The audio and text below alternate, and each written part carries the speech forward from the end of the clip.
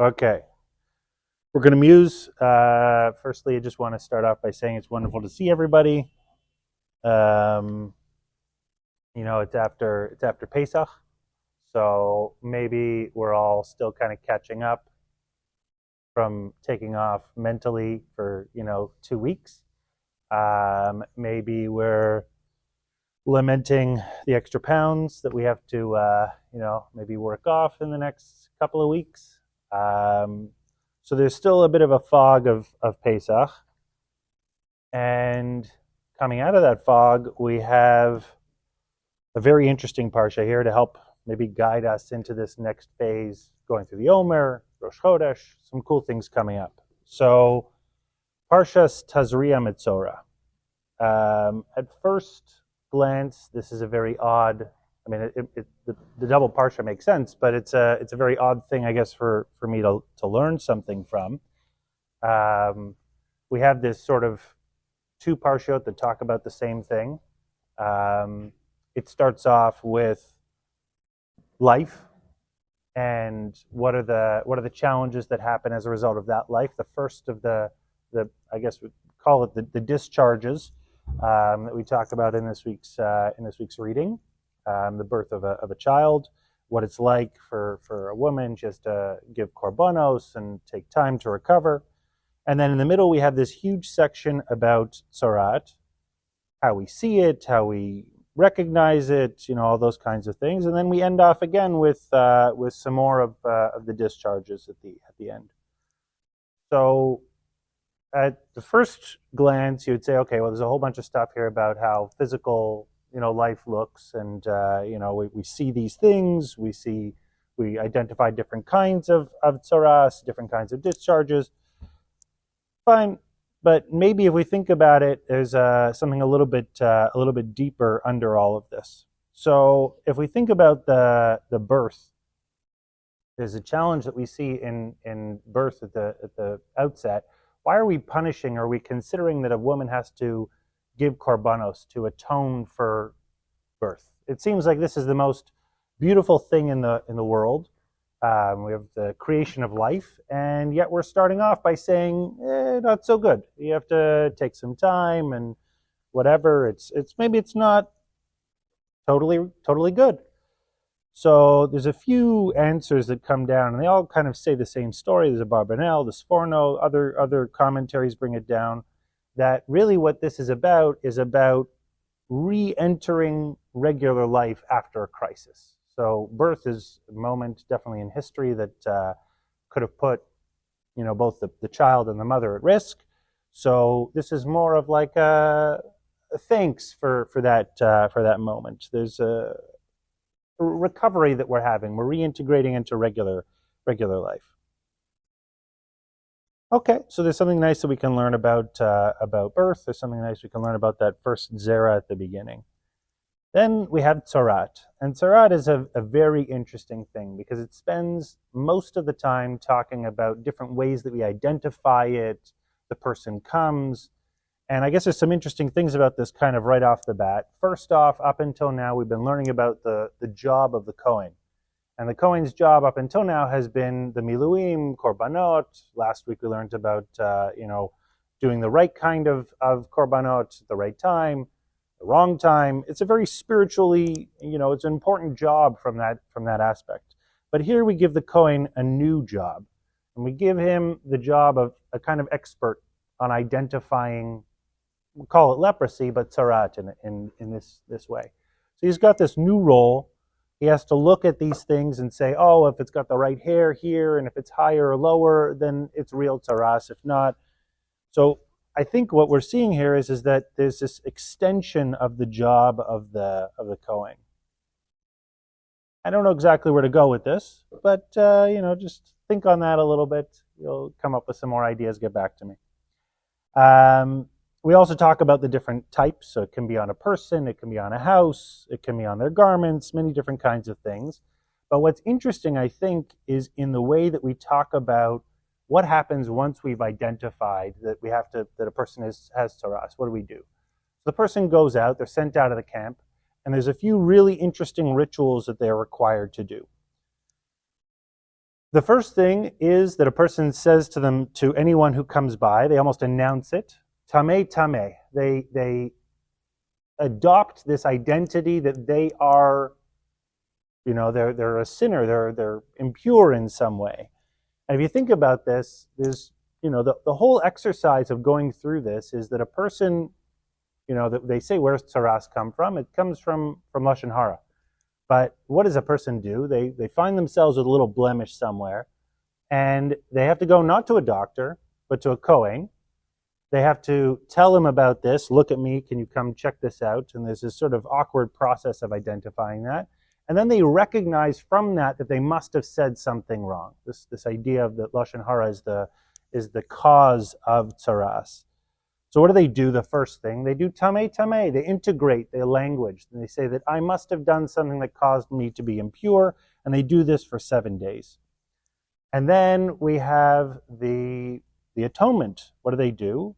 They do a couple of korbanot, again, a sliding scale. If you're rich enough, you do one thing. If you're poor enough, you do another thing. There isn't a huge change between those two, at least from the way that I would read it from a monetary standpoint. But what is interesting is that there is this act of setting a bird free.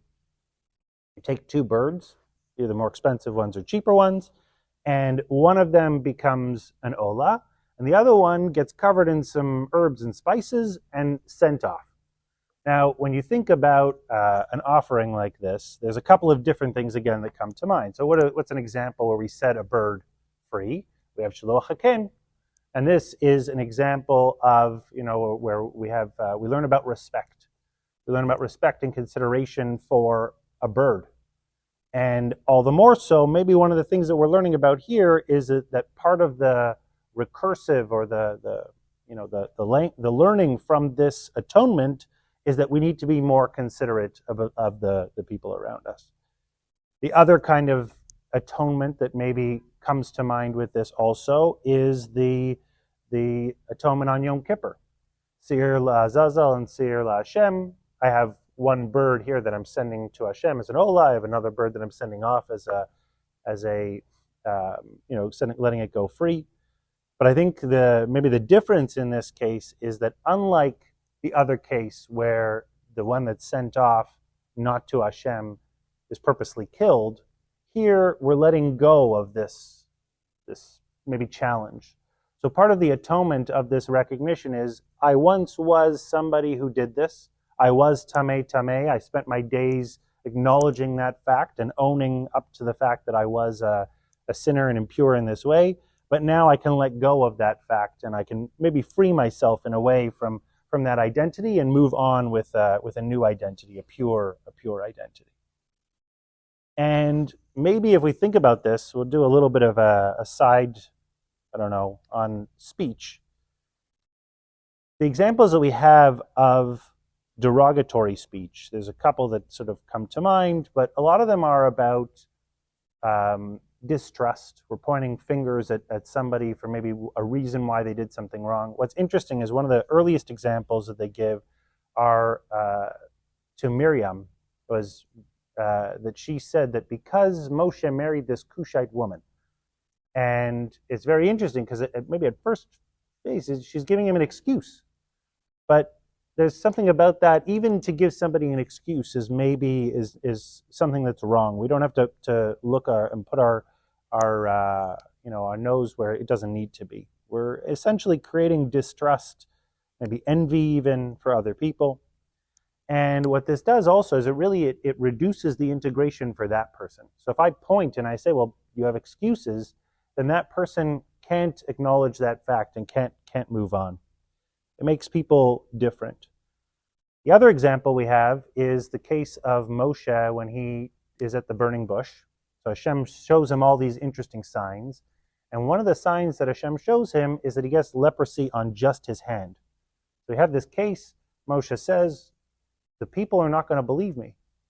And it's literally on that nekuda, that specific language that he uses where he describes the nation as not going to believe him, that he gets the leprosy. So because he assumed the people around him would be doubtful, in that way he is sowing more doubt and more distrust, and therefore he gets tzaras in that one moment. So this tsaras here really becomes an example where you're sowing distrust. We're creating a disbelief. And what's interesting about this is maybe what's the other side of this? So what would it be to do really positive speech, to be praiseworthy, to give somebody something, that helps build them up?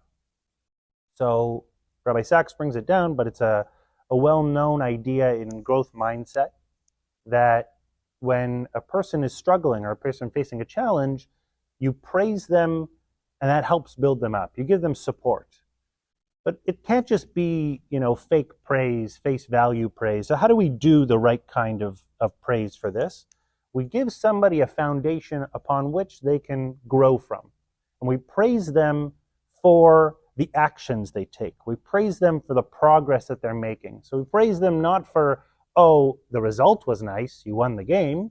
We praise them for, you played really hard. Nice that you won the game too. But the praise is for the progress. It's the praises for the actions that someone takes. And really what we do is we encourage action. We encourage more action. And we're really celebrating the fact that a person attempted something, not the result so much. And maybe this ties back to where we are coming out of Pesach and what's going on now as we head into the next phase. This week coming up is Rosh Chodesh Iyar, but it's a month that doesn't really have any of the big holidays like Pesach and Shavuos, so, that we're sitting on either ends of this week's Parsha. Not this week's Parsha, of this month of Iyar. And maybe what this is really about, also in line with the Omer, is that we're in a moment of progress. We're in a moment of transition between. We're recognizing maybe that the Geula came very quick and we had some initial reactions to it. Getting shot out, like the birth of a baby, is really not the easiest thing to reconcile with. But even that requires us to take a moment, rest for a couple of days, and then, in a way, accept that we're going to reintegrate into society. So this guidance that we have here of Tazria-Metzorah is perhaps the perfect way for us to think about that transition and understanding that progress, so that we give ourselves and the people around us, the right praise and the right voices, and that we don't end up in a state of tzarat. And because of that, we can really go in through this next month with the right growth into Shavuos, and then eventually arrive at the right results. So, Azoi.